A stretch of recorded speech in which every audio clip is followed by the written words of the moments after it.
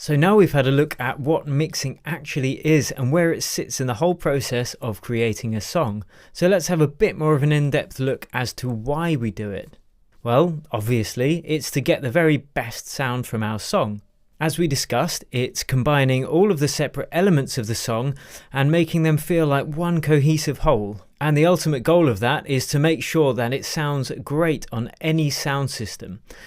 Now, it's easy to listen to a track and think, that sounds great on your high quality headphones or studio monitors, but what we need to do is to make sure that it sounds great on laptop speakers, on headphones, on a crappy smartphone speaker, in a car stereo, a club or a festival stack. Now, in my opinion, it's a real shame that people listen to music that we spend so long on crappy systems like just the smartphone speakers. But that is the way of the world, and it's up to us as producers to make sure that people can enjoy our music in all of these environments and on all of these systems. A good mix will help your song have the biggest and best impact possible. For instance, if a DJ is playing your song in a club and it follows a well-mixed song, it can fall flat and the energy vibe will just drop in the club. It might not be as punchy, it might not be as loud, it might not be as fat as either the track before it or the track after, and that means DJs just won't play it.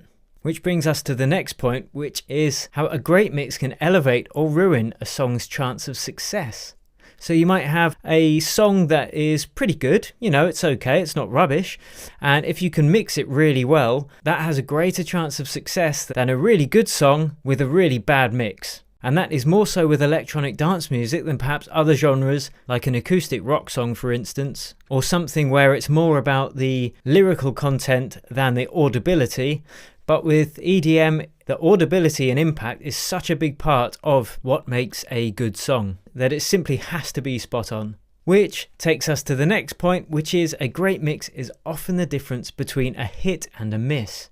When I think back to my favourite dance tracks that I've heard in the last 12 months, or really any, they are always mixed well. I cannot think of one example where a dance track has really blown me away and it has a poor mix. And when you're sending your songs to record labels or managers or any other high-level music industry professional, they will expect the mix to be top quality. More so than 20 years ago, when you couldn't really get a good mix without a lot of expensive equipment. But nowadays, when pretty much anyone can do it if they know how to do it, it's imperative. So how do we mix properly?